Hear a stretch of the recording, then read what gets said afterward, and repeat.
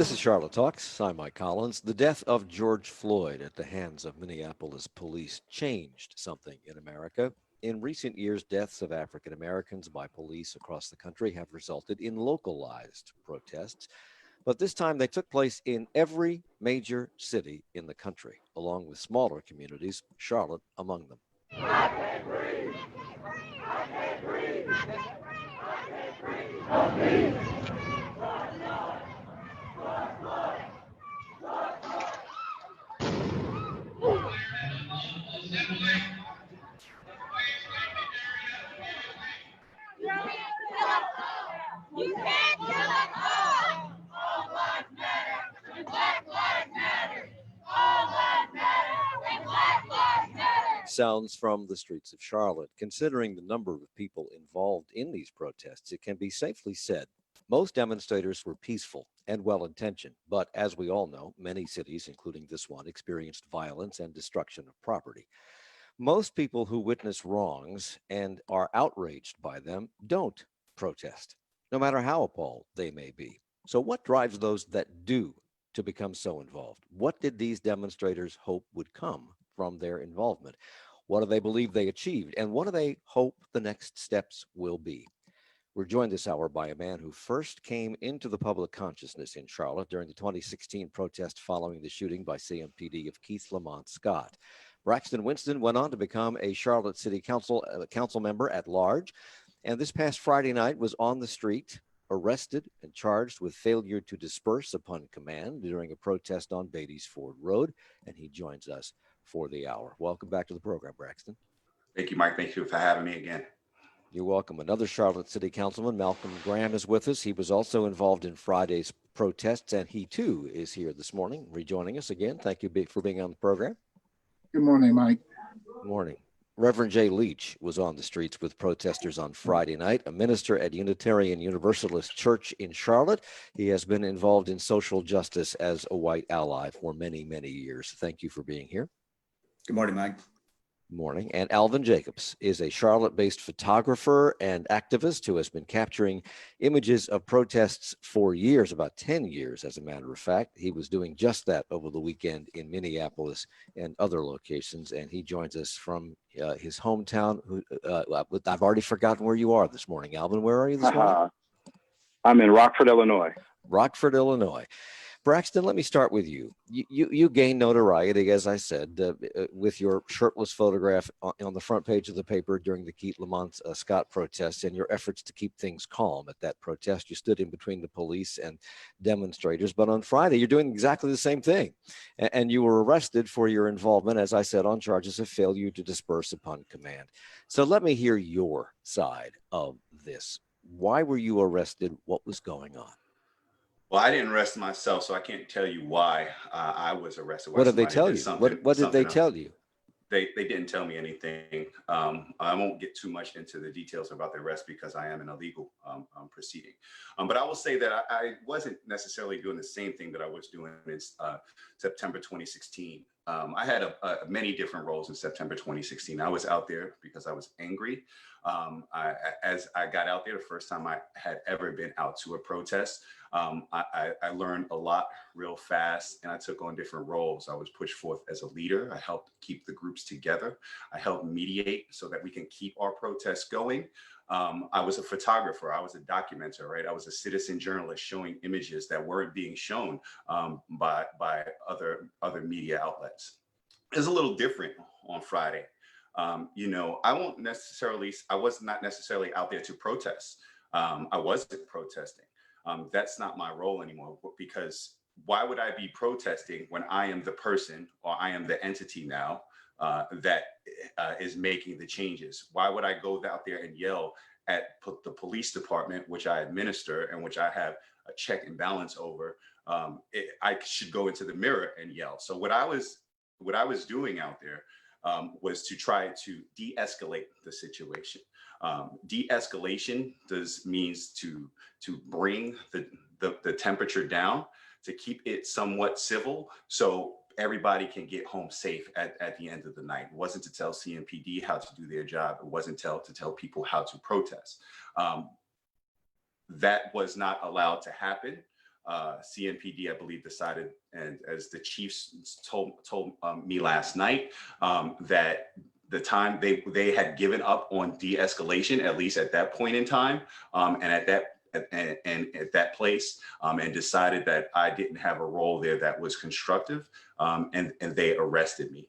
At the same time, they say that there's always time for de-escalation. So I don't. Let me jump in there for a second, because right after you were released on Friday night from police custody, you posted on your Facebook page that you were there in your official capacity as a member of City Council in an attempt to, as we've been talking about, to de-escalate the tensions between police and the citizens of Charlotte. Last night at City Council, you had what has been described, at least in the paper, I didn't witness it, a tense conversation with Deputy Chief Johnny Jennings from CMPD, who will become the chief of police following Kerr Putney's retirement after the Republican National Convention, in which essentially he told you what you just said, that the time for de-escalation was over. Who trumps whom in this situation? You're a member of City Council. You're an elected official. You are the supervisory board over the police. I watched the video. There's an aerial photograph. There's an aerial video of you in between protesters and police, and you were essentially stormed by the police and taken to the ground. I don't think that this is a time for elbowing out of who's more powerful and who should have more power. I think the point is de-escalation, right? What are we doing here? After Keith Lamont Scott, I know the Charlotte City Council, the whole entire organization of the Charlotte government, the business community, the faith community, we've had all these conversations, all this money spent on de-escalation. But when those difficult times come and de-escalation is actually needed, that call is immediately abandoned by CMPD. And I think that is the problem and the question here. What should we really expect from our government to stand by in terms of what our values are and what kind of pact do we have between citizens and our government? We've been saying one thing for 4 years, but when the rubber has again hit the road, we've abandoned all of that talk and all of those efforts. Malcolm Graham, you're a member of City Council. You also are part of the body that governs the police. What's your take on all of this? Do you echo his sentiments, or do you have a different take on it? Well, thank you, Mike, for having me today. As you know, I represent the Batesville Road corridor in West Charlotte. I was out there myself for about 3 to 4 hours, really trying to protect the public interest of my neighborhood leaders and those in the community who live there. Batesville Road is a corridor, but it's also a residential area as well. And so it was certainly disconcerting to a number of the residents that live in the area. I think Mr. Winston and the CMPD will get together and resolve their differences. I don't want to do it here on the ear, and nor do I want to take attention away from why the protesters were on the streets in the first place. Racism, discrimination, hatred, police accountability, a Black man getting killed in Minnesota, a white woman in New York weaponizing her whiteness against a Black man, a jogger in Atlanta being trapped and killed, my sister celebrating her 5th anniversary in heaven, who was killed in Emmanuel AME Church by a white supremacist. The issue in our country is hatred, racism, discrimination. And what happened in Charlotte, it was part of a national demonstration where people have said they had enough. Our president talks about barking dogs. Our president talks about looting and shooting. Our president used the federal government to clear a peaceful protest so that he can make a photo op. So the issue is much bigger than what's happening here in Charlotte. We have a national concern, and my job as a council member is to protect the public interest in Charlotte, giving space for those who want to peacefully protest. To do that, they have a right to be there. They should be protesting and pushing back, but they should do so in a lawful manner. Let's talk about the spark that ignited all of this across the country. And that, of course, was the murder of George Floyd. And let's call it a murder because the mayor of Minneapolis has called it that. And I believe the police chief up there has called it that. Let's call it something else. We don't use this word very much anymore. But was his murder, Malcolm, a modern day lynching. Yes, it was. There's no other way to categorize what happened there. For 9 minutes, 9 awful long minutes, the nation watched this man life be snapped away from him by an individual in the color of law in uniform. It was a murder, plain and simple. Those who watched that were also in uniform failed to provide any type of support for someone who needed help. We have a racism problem in our country, and we need to acknowledge that. We need to talk about that, and we need to protest that. I agree, but we have to protest that with our mind, our will, and the power of our vote to make changes. Certainly, local government has to do its fair share. Charlotte is not immune from issues relating to police violence.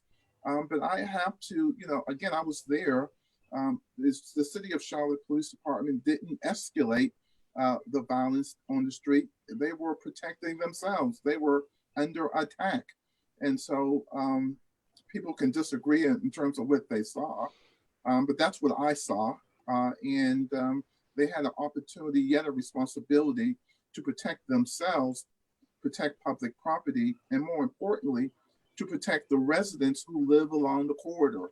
And so I think if we're going to be honest brokers, we must speak truth to power. We must tell the truth.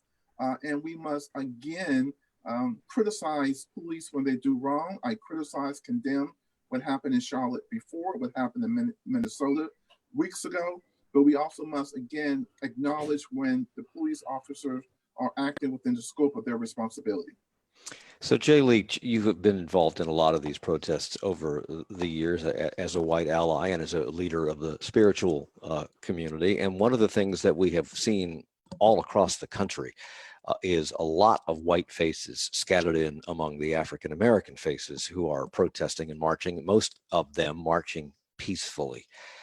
I want to get everybody's perspective on this, but I'd like to hear from you, Reverend, about what it was about this time that made this murder a catalyst for almost revolution. You could almost call it revolution. There haven't been this kind of marching in the streets since the 60s. I'm not sure anybody knows the full analysis on that, but I can make some suppositions. I think one thing is the graphic nature of the murder itself, the how rapidly the video circulated and people had access. We need to remember that there was a police narrative about what took place in broad daylight on a public street in Minneapolis. There was a police story being told.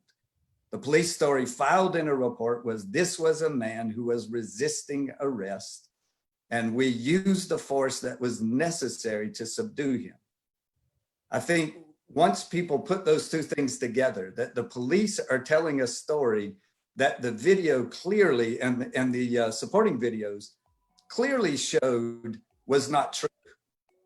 Then, as we find out yesterday, there's a whole other story that we should get into about how this man died. What was the cause of his death? So I think as people start to understand that, this raises a different level of consciousness. We have much more conversation ahead. Stay with us. Charlotte Talks on WFAE. Support for Charlotte Talks comes from WFAE members and the John S. and James L. Knight Foundation, helping public radio advance journalistic excellence in the digital age. Knight Foundation believes informed and engaged communities are essential for healthy democracy. More at knightfoundation.org. And Heartwood Tree, dedicated to the preservation and protection of the ash tree species from the emerald ash borer. More at heartwoodtree.com.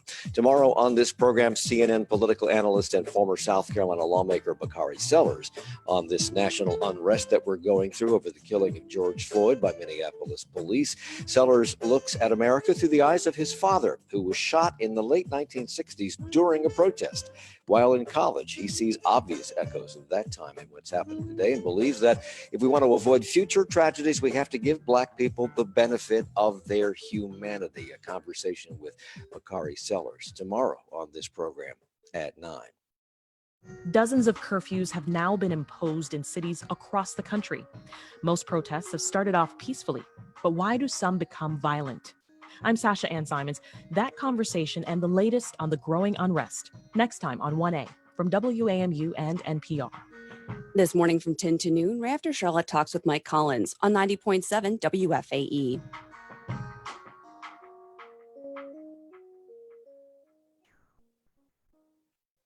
It's Charlotte Talks on listener funded 90.7 WFAE and 90.3 WFHE. I'm Mike Collins, along with Braxton Winston, City Councilman at Large, Malcolm Graham, City Council District 2, Reverend Jay Leach, Minister at Unitarian Universalist Church, and Alvin Jacobs, a photographer, a local photographer who has gained national attention for his coverage of the murders and killings of African Americans for about 10 years now. I want to come back to something that you were talking about just before the break, Reverend, about this autopsy report, that we have conflicting autopsy reports. I want to get to that in a second, but I also want to hear from Alvin Jacobs, who you've been covering the aftermath of these killings for 10 years, a decade. What is different about this one? Oh man, I've never seen anything like the organization over so many cities. It was one thing for Ferguson to react in Ferguson. It was one thing for Brooklyn to react in Brooklyn. It was one thing for Chicago to react in Chicago, and Charlotte, and so on and so on. But to have such a widespread level of frustration, and I have to be very, very, very, very careful with my words. I've never seen anything like this in my life, and I thought Charlottesville was the most. This is a level of frustration I've never seen. And I'm using that word very, very, very carefully. It was so widespread. Almost every single individual I talked to, and I spoke with hundreds, everyone can articulate the way that I can, or maybe that Braxton can, or maybe that Jay can. And a lot of folks in different cities are upset that they feel their options have been exhausted. People aren't listening to the vote. People aren't listening to the begging and the pleading, and maybe God isn't necessarily listening to the prayer. So reacting physically and violently, if they're not going to listen to our bodies, they're going to listen to the money. People have been taught to follow the money in almost every single aspect of life. If you don't care about anything, you care about commerce. That's why buildings are being protected, not people. Buildings are being protected in communities. So if you destroy the buildings, they're going to listen to your voice. And as some observers have pointed out, it's a law of physics that if you don't let the steam out, the vessel containing the steam will explode. And that, I think, is what's happening here in large part. You're too young to remember, Alvin, the protests and demonstrations that revolved around Vietnam and the killings of Martin Luther King and Bobby Kennedy. And in the 1960s and Kent State. You, however, Reverend, I believe, are probably not too young to remember that. As I look at you on Zoom here this morning, is there a parallel? He's never seen anything like this before, but there was an undercurrent of anger in the 1960s, different from this, except when you relate it to the civil rights protests. What's different about this? Is it because of COVID-19 and being cooped up and losing jobs and having no income? Is it because of a long series of travesties perpetrated on African Americans? Is it because there's just an undercurrent of anger throughout the culture? I think the continuity that many of us are learning is 400 years of white supremacy, layered on top of layered on top of layer. So for me, I'm less interested in distinguishing this, setting this apart and recognizing this as the latest layer of the attempt in a variety of ways to call out the inherent white supremacy in our culture and the implications of the white supremacy in our culture on the way we police. I think it's very important that we not lose sight of the aspect of policing in this, just as we experienced here in 2016, remembering that what lit the spark of the uprising was this immense frustration with the way some people are policed.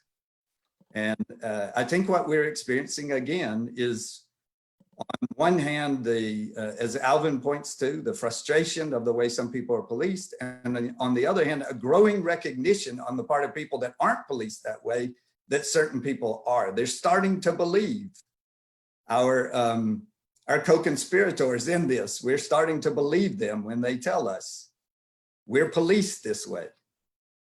I think And it's not just, although it may start with the police, it's not just the police, and it's not even just the criminal justice system. It's spread throughout the culture. But let's talk about the criminal justice system, because Reverend, you brought up something that just was revealed to us yesterday. The Minneapolis medical examiner has one autopsy report that says he died from underlying causes. He did not die from asphyxiation or strangulation, even though an officer's knee was on his neck for 9 minutes. A private medical examiner hired by the family of George Floyd says he did die of asphyxiation. So we have these two different tales of what the cause of death was. It speaks to something in the culture. Are we saying that the medical examiner is just as at fault as the officer who put his knee on Mr. Floyd's neck? Braxton? So when I was on Beatty's Ford Road a few minutes before I was arrested, I was listening to the folks that were from Beatty's Ford Road that were out there, and there's a quote that has resonated with me, that has been playing in my head. If you want us to get rid of the street code, then you need to get rid of the police code. And this is a code that is inherent and is built on those layer by layer by layer throughout different forms of government, right? Yes, it does extend to the medical examiners. It extends through my organization, right? You know, and that's not just a city function. This is a state function, right? In our city charter, right after they named the city of Charlotte, they said they point out that police officers cannot be fired by any municipal administrator. It has to go through this citizen appointed board, right? So we don't even have the power to do these things. We learned after Dan Quirius Franklin, by accident, that CMPD was holding their own attorneys in their organization, protecting them from the city attorney's office and that budget and that oversight. So yes, this is something that is inherent and ingrained within all of our institutions. You can always shoehorn police behavior to being good by policy and by law. Look at the Dan Quirius Franklin shooting. The chief and the city manager have agreed that that shooting was justified. They can say that it was wrong all they want, but they're saying that it's justified so that it is by policy. So I asked the city manager and the city chief, okay, if this is by our city policy, then is this how we are training folks at the academy to handle this situation? Because in your public statement, you're saying there's nothing wrong here by policy. We should be able to do this. So or is that how you're training? And you don't really get a straight answer because it's wrong, but it is protected by the way we have formed our institutions. Let me ask the elephant in the room question, because there may be people on the other side of this conversation who are appalled by the violence and the destruction and are on the side of the president in terms of how he would like to take action against all of this. So let me ask about the elephant in the room. I believe I'm accurate in saying that the chief of police in Minneapolis is an African American. We have a black police chief here. We have a deputy who's about to take over, who's also black. We have a black district attorney. We have a black city manager. Are you saying that they are in on this, that they are so de facto I'm going to go right into these policies? Yeah, I'm going to go right into this. So yeah, we can have an academic discussion where I can show you, regardless of the people or the individuals you place into a system, that doesn't change the system. The system is still racist. But yes, you're absolutely right. And on the other side, we are the ones, you know, I don't tell people how to protest, but me and my colleagues are the ones you need to be protesting. Why? Because we are the ones that have the power to change this. And you do have all of these black people in authority who haven't made the necessary changes. It is not academic of how we can change, can change this. Malcolm and I are 2 of 11 people who control every line of police spending. And we are the ones who hire the manager who oversees the police chief and that policy. And we have refused to make those changes that can be done with 6 votes. So it is a both and. It is academic. Yes, it still is a racist system, but we are as Black leaders not doing enough. You're getting a And lot if of not. Go ahead. If I can jump in, Braxton, as you well know, I mean, one of the things that people are saying is, why is this happening? Why is it? This is the same narrative that we had in 2016. Some of us went to council, some of us went to the mayor then and said, please conduct an independent investigation of the tactics of CMPD during the uprising. Those of us who were out on the streets who saw what happened, particularly in that highly volatile second night of the uprising, know what the police did. We were standing beside them. We watched what they did. And some of us went that night, early the next morning, met with the mayor and with members of city council and urged them to do a independent investigation of CMPD and the policing tactics that we saw in the streets. What happened right away is there was a pivot, and the chief of police was allowed to come before city council and recommend an organization, a very police-friendly organization that was going to investigate the policing. Police Foundation was long overdue. And when it finally came out, it basically that was problematic. And when I got on city council on the community safety committee, I suggested and I moved to create a process where we can critique and go through CMPD policies proactively and reactively when things happen, and to set it up through the committee system. My committee members, my colleagues, did not see the value in it, and we did not assert our power to be able to do that. I will continue to push that, but we have not been willing to do that. I'm going to take it in a little different direction, and I'm not saying that I disagree with my colleague RJ. I think we are dealing with institutional racism. It's the institution, whether it's healthcare, whether it's the judicial system, whether it's the criminal justice system, whether it's the education system. Doesn't matter who heads the organization; it's embedded into the organization, and I think we ought to call it what it is. That racism probably is a public health crisis. I think we got to do that. But again, as I said earlier, I'm going to pivot because again, we can talk about the CMPD, we can talk about tactics. That means we're still talking about the rioting, right? And I want to get to why the people were out there in the first place, right? And that's because all over the country, even here in Charlotte in the past, unarmed Black men are being needlessly killed by police officers. Churchgoers are being killed by white supremacists. People are weaponizing their race against another, and people are fed up and tired. That's the issue for me, and I think that's the issue for a number of people across the nation. And so certainly, as a council, we have a role to play in terms of how we police our police department. In the last 4 years, we have made some gains. We have a hell of a lot more work to do in terms of police community relationships, working with our ministers and those on the ground to make positive change. And again, policy decisions that at the end of the day require 6 votes. And so I want to focus the conversation, the national conversation, and we talked about policing. We can talk about, if you want to see a police department or a government push back on its citizens, then you just need to watch the tapes from last night in DC.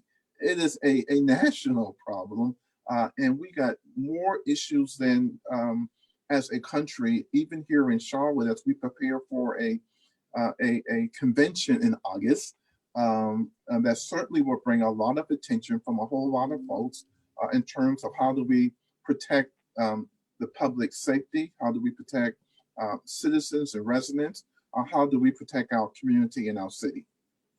Alvin, I know you've So wanted to get on this since the very beginning of Absolutely. Braxton's comments, so go ahead. We've been asking for our white allies for years to help us fight. Black men and women can be as loud as we want. We can be as agitated and angry and as frustrated as we want. And we just become angry Negroes, right? Unless white people stand with us the way that we're standing visibly, not just with thoughts and prayers, I mean, placing their bodies literally on the line, nothing's going to change. In my hometown, we're often asked, well, what are you doing for Rockford? That's the pushback whenever you're asked the question. Well, hey, law enforcement, hey, education, hey, the infrastructure, well, what are you doing for Rockford? Unless you're a member of privilege, right? Unless you have access to resources, there's almost nothing you can do. You're always going to be at the bottom end of change. So when you have a whole lot of people saying the same thing, you develop a power structure that now equals the individuals who are oppressing the system. Now, what's interesting is that we have to be very careful in the individuals we allow the loudest voice. If Black and brown people are saying, stop killing us, that's the underlying issue. Stop killing us. Roughly 1,000 folks are killed every single year by members of law enforcement in this country. 1,000, give or take. Could be 1,100, could be 900 and something, but roughly 1,000 people. And folks will say, well, that's not a big deal. This amount of people die from cancer. This amount of people die from car accident. This amount of people die from alcohol. But we're not talking about that. We're talking about a system that will not be tried, will not be convicted. They can do whatever they want as a system, and there's nothing we can do about it. When we start seeing white people, right, being treated the way that Black people are being treated, things are going to change. That's why it's so important to see this widespread anger and frustration and protest. Yes, some people are taking it to the extreme. And guess what? The world is paying attention, because when we asked you and we begged and we pleaded and we prayed to please stop killing us, you kept going. So what's indicative of those minutes, I can't breathe. I can't breathe. And I mean 1 minute, 2 minutes, 3 minutes. That's what we're going through. We're like, hey guys, please stop killing us. I can't breathe. 2 minutes. Guys, please stop killing us. Begging and praying. 3 minutes and 4 minutes. It keeps going. That 9th minute, when the world started to burn, now they're like, well, wait a minute. What do you want? What I'm saying to people who I come in contact with are, we have to have a plan. We have to have a plan, because the world is listening now. I'm not saying don't protest. I'm not saying don't riot. And that's something too. We keep saying this isn't a riot. This isn't a riot. This isn't a riot. What's wrong with a riot? What's wrong with a riot, right? We want to protest peacefully. We want everyone to respect our humanity, but that isn't being respected. But they're paying attention, and they're damn sure respecting the riot. So what if we embrace what's working, right? What if we remove the respectability politics, right, from around African Americans, right, with great education and access to resources and high credit levels, right? And we just get down to the nitty gritty. Like Jay said, it's racism. We have to call it what it is. Like our city manager said, it's racism. Like Braxton said, it's racism. Now you're listening to the racism. Whatever it takes to get to that point, in my opinion, it is what it is. Businesses can be rebuilt, right? Systems must be destroyed and lives cannot be brought back. We have to pick a struggle. Alvin Jacobs is a photographer who has been covering the aftermath of these killings of Black men for 10 years. He's with us with Braxton Winston and Malcolm Graham from City Council, and the Reverend Jay Leach from Unitarian Universalist Church. We're coming right back at Charlotte Talks. Support for Charlotte Talks comes from WFAE members and Canopy Realtor Association, guiding clients safely through the home buying or selling process during these uncertain times with the guidance of a realtor. More at youseeitall.com. And Carolina Pest Management, protecting homes and families since 1939, offering exterior pest treatments as well as botanical-based options, following recommended procedures for the safety of employees and customers. Details at carolinapest.com. Dozens of curfews have been imposed in cities across this country. Most protests have started out peacefully, but why have some turned violent? On 1A in 20 minutes from right now, they'll bring you the latest on the unrest around the country and try to get some answers to that question and more. And we will continue our conversation, similarly based, obviously, when we come back in about 30 seconds. Stay with us. Hi, I'm Joel Sprouse, a Senior Corporate Development Specialist here at WFAE. Our team works with organizations throughout the Charlotte region to share the benefits of their business with our audience. an audience that's passionate about supporting businesses that also support public radio. As a nonprofit, the sponsorship dollars you invest enables us to provide the critical information, context, and connection our community needs now more than ever. From all of us at WFAE, thank you for your ongoing support. More about sponsorships at sponsor.wfae.org.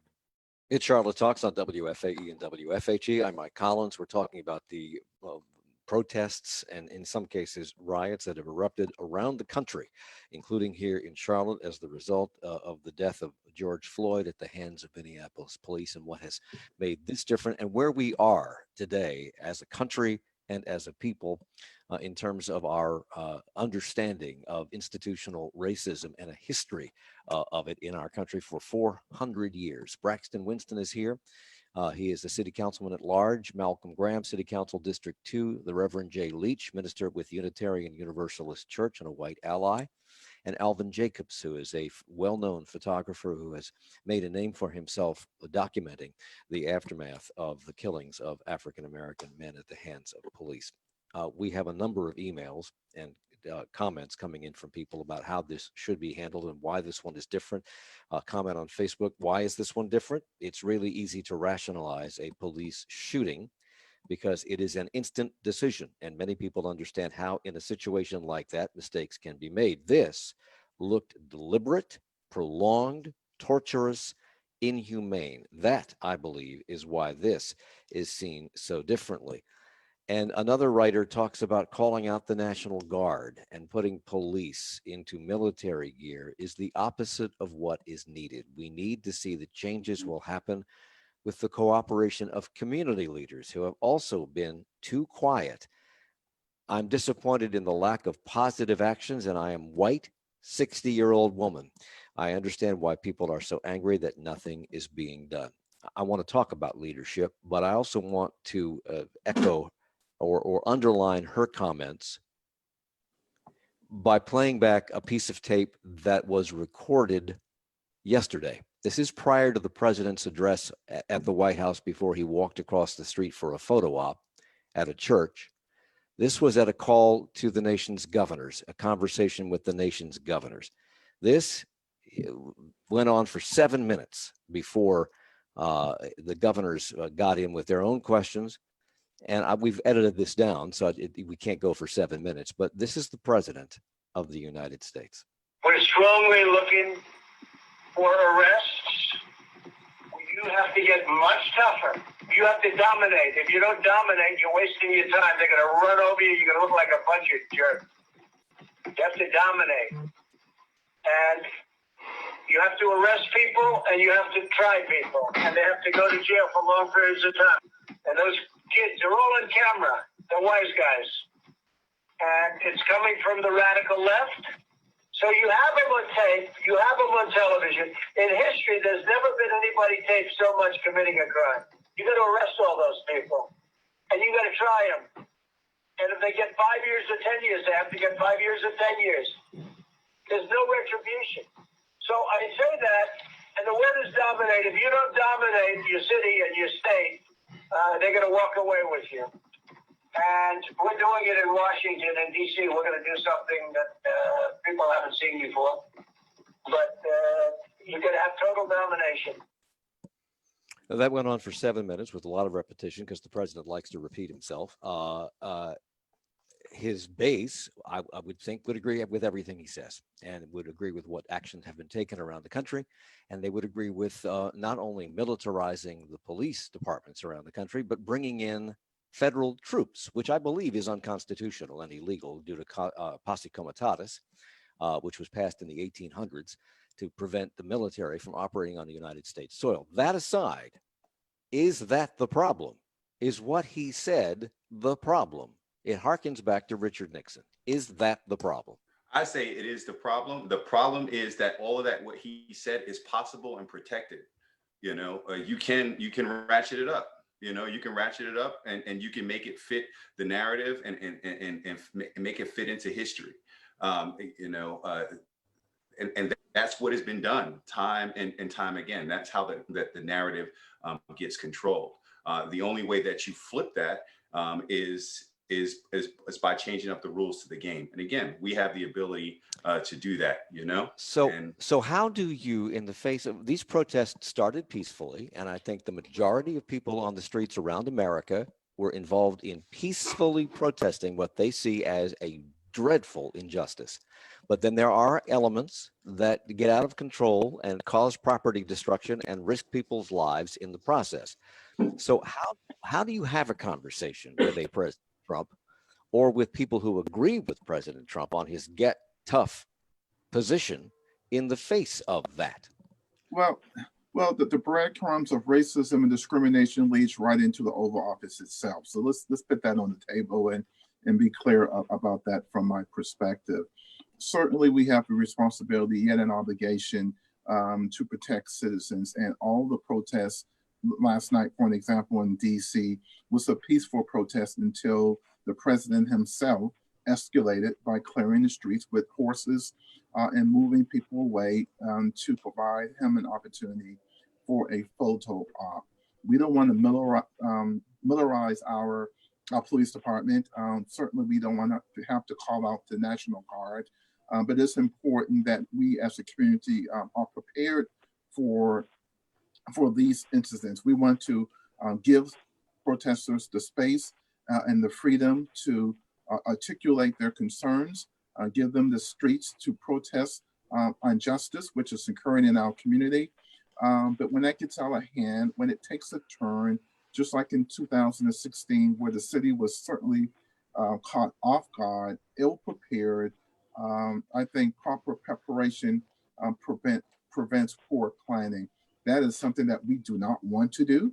We should not want to have the military on our streets. Certainly not the federal government on our streets, but certainly I think as a community here in Charlotte, we need to again be honest brokers and be realistic about what's happening on the ground. I want to give every opportunity, every space, every commitment from the city to allow protesters to have their say and do what they have to do, because I agree with them 100%. But when it takes a turn, when life, liberty, property, and more importantly, citizens are at risk, then I think the government, the local government, the police department must fulfill their fiduciary responsibility. I gotta jump in there because there's a hypocrisy there. In one sense, you say we don't want to militarize our police, but again, we're the ones. Malcolm and I are the ones militarizing our police. We have the ability to demilitarize our police, and we don't take that. But we'll say things, you know, when we're on shows like this to answer certain questions. The president. It's not an the mayor on Saturday called out the National Guard before the president did, you know, and my son, who was at that press conference when that happened, the first thing his eyes said, well, the president said that we should call out the military to shoot people. And so we are employing the same tactics behind the scenes. But my colleagues still believe that it is the reason why we resolved stuff in September of 2016 is because the National Guard was called out. Anybody that was on the street knows that that is not the case. That was because of leadership in the community, making relationships with CMPD and figuring things out. But the 12 people that are still making decisions still believe that it was the National Guard, and we are getting ahead for bringing the National Guard here because that to them constitutes a plan to de-escalate the tensions, and it doesn't make sense. Both Alvin and Jay will get in on this. Hold on just a second, but I want to let Malcolm Graham, because he's also on City Council, and a lot of allegations have been put down here in this last few minutes. So, what's your response to that? Are you part of the problem? Is City Council part of the problem? No, and people can disagree about how we get to a certain destination. So Braxton and I are in the same zip code. We just come from it from a different perspective. Again, it takes 14 hours to get the National Guard on the ground. And so, yes, the mayor called for the National Guard. Yes, they were assembled, not in Uptown, assembled far, far away to be ready if needed. They were not needed. So it's called preparation planning, because we don't know how this thing is going to take a turn. And so we have to be able to do both, right? Give the protesters the opportunity to express their constitutional rights, to push back hard with them. Again, I understand racism and discrimination. My sister, again, was killed by a white supremacist, so I get it. I understand it. I'm with them. But you also have to protect the public space as well. And so it's not an either or. I think you can do both. And I think this is how you manage the 15th largest city in the country. You just can't hope that something doesn't go wrong. Hope is not a strategy. So let me bring Alvin and Jay into this. Both want to comment. Alvin, go ahead. Yes, sir. So I just got a knock on my door, and I think it was a very large elephant. A couple of weeks ago, there have been literally hundreds of white folks carrying guns on state property, on public property, and everyone was protesting peacefully. So what is it about? You're referring to You're referring to people in Michigan State Capitol who were referring protesting the lockdown of their economy by the Michigan governor, and they were white people, and they brought AK-47s and other semi-automatic weapons to the State House, into the State House chambers. They were not arrested. Yelling at police officers, getting all up in the officers' faces. You understand what I'm saying? And nothing happened. See, that's not seen as violent, right? But you get a couple Black folks who are, angry and frustrated, and there's more of us than there are of them, and the narrative changes. See, what I need to tell you is that I'm on the ground for real. I'm not seeing protesters harming other protesters, right? There's no violence there, right? You aren't seeing individuals being harmed and physically assaulted. That's not happening. That's being done by members of law enforcement. So if we're talking about violence, let's just talk about what it is. It's damage to commercial property. Let's just say that, right? Let's just say exactly what it is. So there's something inherently more violent, right, about a Black unarmed body than it is with a white man with a very large weapon. We aren't talking about that enough. Protest peacefully, protest peacefully. If I'm walking down the street right now in my hometown of Rockford, Illinois, right? Now, granted, this isn't an open carry state. You can walk out here if you want to with a chopper, and it's going to be a problem. But if it was, I cannot do that. You understand what I'm saying? I cannot do the same thing a white person can do. My body inherently is seen as violent, right? I'm seen as overly aggressive. I'm a problem. My voice is a problem. My skin is a problem. That's what people are saying. There's hundreds of white folks who are telling you what they're going to do. In every chat room, they're saying, well, we're not going to take violence off the table. We're going to do what we got to do. They keep saying well-regulated militia. They keep threatening with the amount of guns. You'll see a white guy with hundreds of guns, in his home. This is what I have to work with. And we keep getting accused of being violent. We keep being accused of having guns. Look what just happened in Atlanta. That brother and that sister was pulled out of their vehicle because someone said gun in a state where you can have a gun. You understand what I'm saying? What's the problem? We had a recent problem here in North Carolina with the husband of the reopened North Carolina protest movement, who essentially said murder is not off the table. We will kill somebody to get ourselves open. And I don't believe he's under arrest, and nor has he been declared to be a terrorist, as the president has declared protesters to be terrorists. Jay. One of the most finely crafted and maintained lies in our nation's history is that white people need to fear the violence from Black people. And the maintenance of that narrative, Malcolm, you see it in your neighborhood. I heard a realtor here talk about the dangerous part of town, the reaction that you have from folks. As Alvin says, simply the encounter with a Black person is perceived as violence. I think if we're going to have a conversation about violence, we have to unpack that and recognize how we flipped the narrative, how the narrative's always been, the truth has always been, Black people have always had way more to fear from white violence. We don't tell that story. The other thing, I was a fully grown man before I learned during the uprising that you can do violence to a building. I always thought violence had a human quality to it. As Alvin said, there may be property destruction, but where is the violence? The other piece that's important to recognize, and Mike, I think this is to your point about what's different. This is during a pandemic in which I watched my nurse neighbor across the street rinse out a mask so that she could take it back into a hospital and use it again. When you look on our streets right now at what the police have access to, I haven't seen a single person out there lacking a mask. They have appeared in our streets as an occupying army, one that got $50 million federal grant for the DNC, one that's getting additional $50 million grant from the RNC, in addition to the budget. So when we see all of this, we have to reframe what violence looks like. What does violence look like? When you come down my street looking like an occupying army, and that's not violence, but my shouting at you gives you permission to shoot me with projectiles. We've watched our friends on the street. We know what's actually happening out there. They are shooting people with projectiles on the streets of Charlotte, but that's not violent.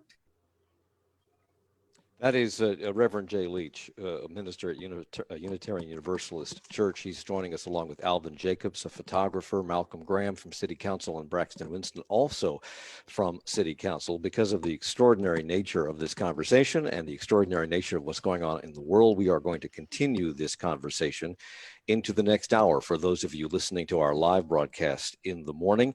And we will continue that conversation in just a moment. This is Charlotte Talks on WFAE. Support comes from WFAE members and First Citizens Bank. For over 120 years, First Citizens has been committed to helping families and businesses handle the financial ups and downs life brings. More at firstcitizens.com. Forever First, member FDIC. 90.7 WFAE Charlotte, 90.3 WFHE Hickory, 106.1 Laurinburg, 93.7 Southern Pines. We're live, we're local, we're Charlotte's NPR news source. We're back to Charlotte Talks. We will join a 1A in progress a little bit later on in the next hour. We're here with Braxton Winston and Malcolm Graham from Charlotte City Council, Reverend Jay Leach from Unitarian Universalist Church, and Alvin Jacobs, who is a photographer who has documented the ongoing violence, the demonstrations, in this country following the violent deaths of Black men who are, for the most part, unarmed. And it should be also pointed out, for the most part, most of the demonstrators in this and every other incident have been peaceful. When these demonstrations turn violent, people often say that this is the only way, and I think one of you said it today, this is the only way we can get people to take notice. When we put graffiti on buildings or we break windows, that's when they notice us. That's when they think, well, there's a problem here. Where's the balancing point? Where's the fine line? Alvin. I said this maybe a couple of days ago on Twitter that now would be a perfect time for either an alien invasion, right, or for a country, right, to come see about us. Right now, we are in such disarray, right? You know how easy it is to hijack a narrative? If you're walking with 100 people and one person comes in who you don't know and throws a Molotov cocktail, right? Throws a water bottle and runs. 99 people's lives are now in danger. It could be 99 nuns. You understand what I'm saying? It could be 99 elderly senior citizens, grandmothers. Those 99 individuals' lives are now in danger if we're talking in confrontation with law enforcement. So when you have, and I'm going to use the word very carefully, outside agitators or just maybe folks who want to see the world burn. Braxton is a member of City Council. You understand what I'm saying? He was treated like he wasn't in his official capacity, right? The organization of the protest that happened in Charlotte last night was beautiful. It was amazing. And because everyone was watching, right? Nothing happened until later. So when I'm in these cities, man, nothing happens during the day. Everyone's walking, everyone's marching peacefully. Everything's amazing. It's under the cover of darkness. Individuals that come in who have an outside agenda, right? Who can do something. And now everyone else is they're in the same boat. I'm seeing photographers get arrested. I'm seeing photographers be abused, right? Videographers, members of the media. We saw a member of CNN arrested after he presented his credentials. This is something that we've never seen before, and we aren't calling it what it is. We're silencing our media. That's a problem, right? Mike, if you and I were in Minneapolis together, you're going to watch some things happen to me you're going to be very uncomfortable with if I continue going, even though I'm marching peacefully. And we're making the designation between buildings being burned and water bottles being thrown. They keep saying projectiles. There's something about something being thrown with the accuracy of a hand and something moving a few thousand feet a second. There's a difference between projectiles. I mean, you can throw a kitten, you know, not far, but it's a projectile, right? It's a little bit different, man, from these rubber bullets that are actually not so rubber at all. When you start seeing a lot of these projectiles being picked up, yep, there's one right there. How did that get there, Braxton? Did you buy that? Where'd you get? Is that the pepper? This is a pepper ball round that police CMPD was firing into Romare Bearden Park last night indiscriminately. I was standing on Poplar Street and 3rd, and they were shooting down the block. Just shooting indiscriminately, bunch of kids. Yes, there might have been, like you said, some outside agitators or people doing the wrong thing previously to that. But as one of the points I was trying to get at last night, individuals, if they're suspected of committing crimes, you go and get those individuals. You know, you don't shoot at me because I'm walking to the halal cart, you know, at the time that I want to go get something to eat, and you feel threatened. You feel threatened by somebody else. That's the point here. You can de-escalate a situation and then continue on. But CMPD and other police departments around the country have said, once that we hit a point, we will no longer de-escalate, and we don't care what you think or what you want to do. And that's the problem here. We have witnessed around the country. I think I remember going to Italy in the early 1980s and being shocked at the Carabinieri carrying automatic weapons on the streets of Rome. Shocked at it because I'd never seen anything like that. Police departments don't do that. Well, they do today. They do now. We have witnessed the militarization of our police force. In fact, excess military equipment is sold by the Defense Department to police forces around the country. And because this city has hosted the Democratic National Convention and plans to host the Republican Convention, additional money has already been brought up, has been given to beef up the kinds of support police officers have at their disposal. Now, the argument has been made that the police are outgunned by people on the streets, that people on the streets have more automatic weapons than the police have, and that's probably true. But talk about the effect of the militarization of our police department and the militarization of their tactics. Something that city council people, I guess, control to a certain degree, Malcolm. I know that Braxton believes that we need to demilitarize police officers and look at public safety not as a violent act, and he wants to zero out budget lines for things like tear gas and chemical weapons. Are you on the same page? No. Listen, I get it. I understand it. But I believe that there's room for both sides of the argument. As I said earlier, when you look at our police departments across the country, Charlotte being the 15th largest city in the country, that we have a unique special obligation between the council and the community. The community, Black, white, rich, poor, young, old, all want to exercise life, liberty, and the pursuit of happiness. They all want to walk the streets of Charlotte to feel protected. They all want to walk the streets of Charlotte and be able to protest when they feel that it's necessary. So I think there is room for both. I am not a chief of police. I am not a security expert. My job as a policy expert is to provide the resources for the city budget, to approve that budget, to then hand that budget over to the city manager and the chief of police, and to work in concert with them to decide the best short and long-term strategy for the community.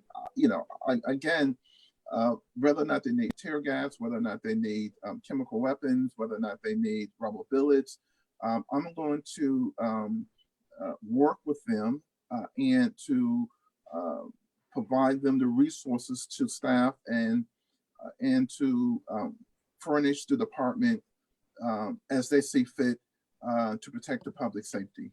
And so it's not a matter of do they have these equipment. The question is, how do they use them? That's the question that we should be talking about versus whether or not they have them or not.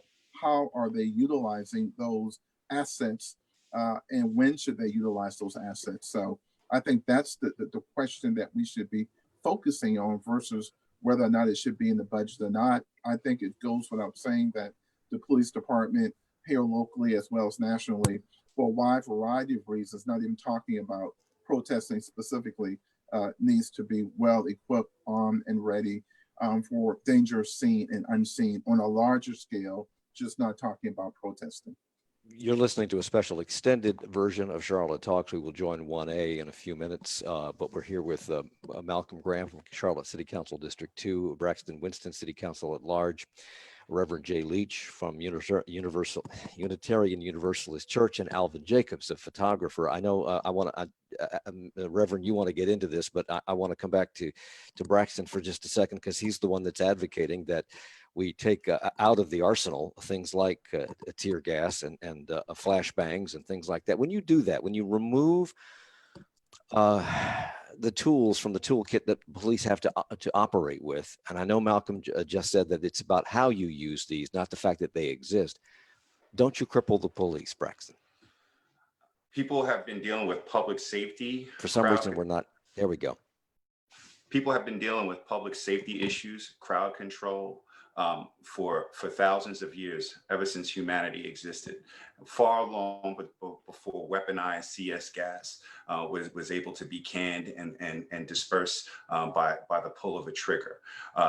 I would hope that our police also have plans for if they were to have to deal with the crowd and they did not have any tear gas on hand.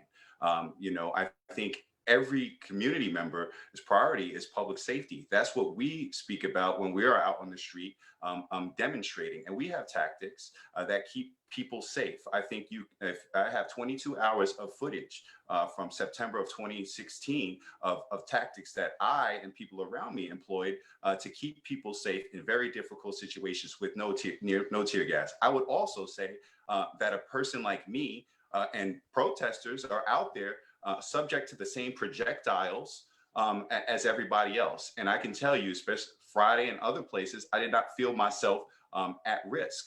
I'm okay getting hit with a water bottle and a rock or two if I can help push our people forward. I don't need flashbangs and tear gas and pepper ball rounds to protect myself. I use my words, I use my body. And if we were able to do that, treat each other as human beings and not as other threats, we would be more successful and our community would be more safe. Reverend. I think one piece of this conversation that many of us have been calling for, I appreciate what Malcolm and Braxton are saying, and as the decision makers, we have to look to them. But what we've been calling for is a public conversation about policing, so that we as a community could have a conversation. We as a community could make decisions. Do we want our police carrying tear gas in our streets? Do we think that's a good idea? As Malcolm said, I'm not an expert either in policing. So let me hear the case for why tear gas is needed, why they need to engage in a tactic that's forbidden under the Geneva Convention and warfare, why that's necessary to do in the streets of Charlotte against unarmed people. Let's have a public conversation. Let's let the police come to us as a community and say, we need the following things. We need to be militarized in these ways.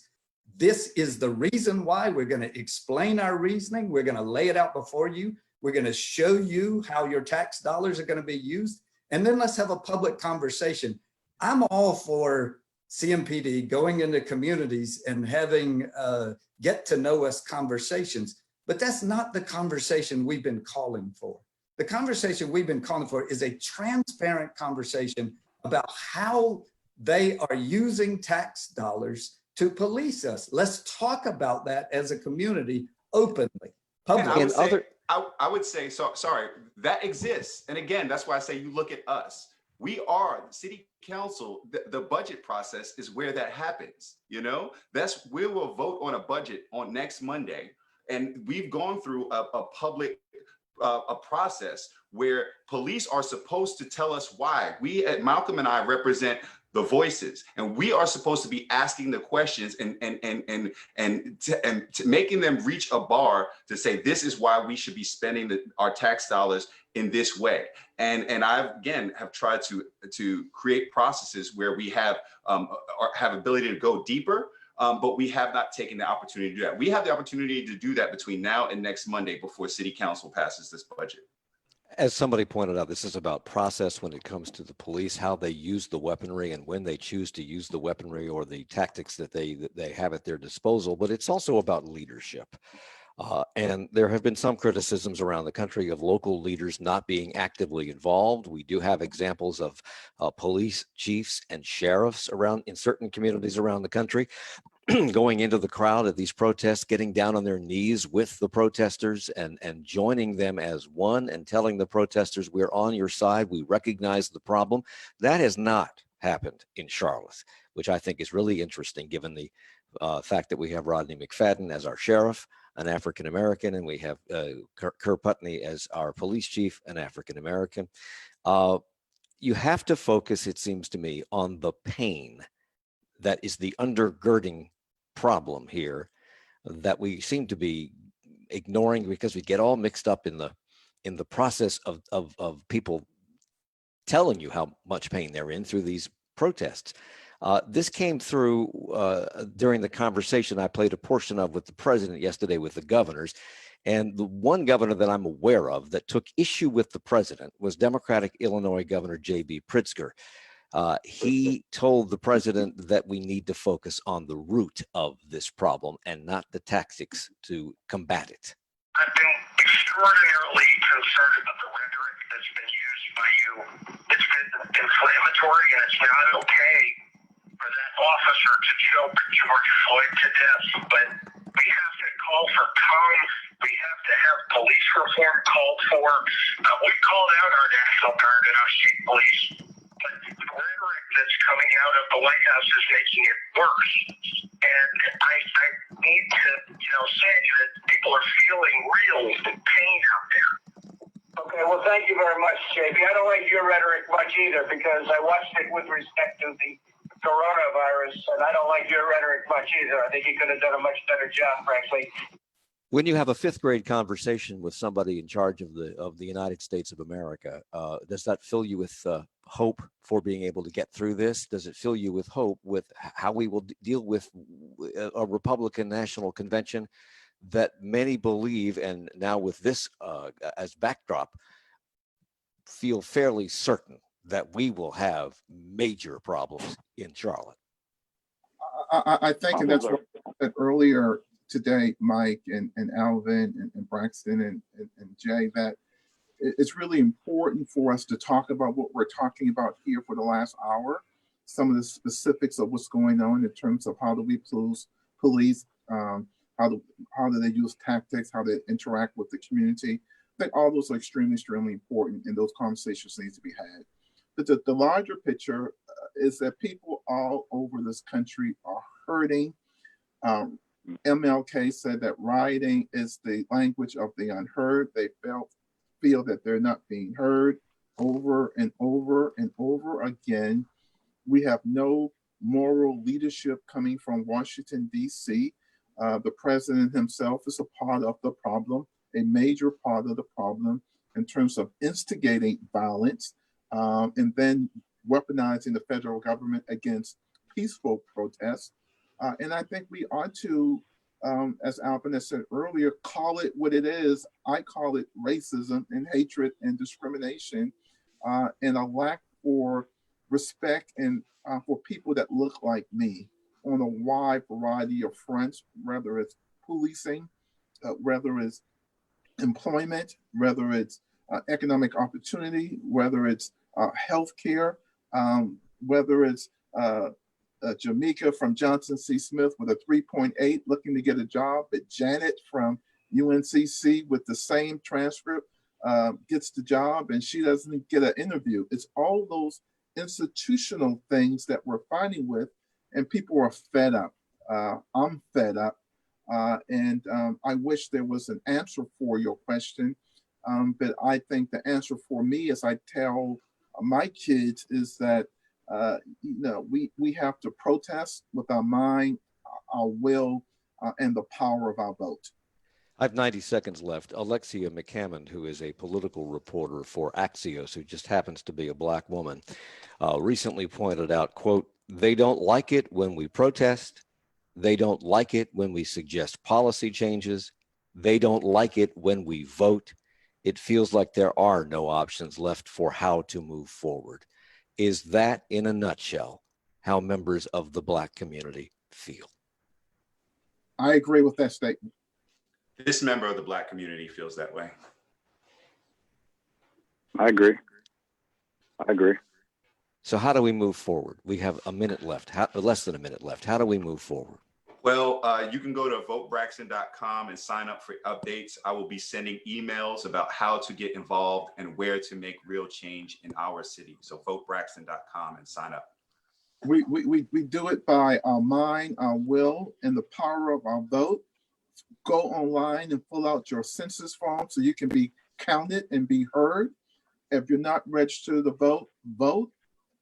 And again, peacefully march and protest for political, economic, and social change.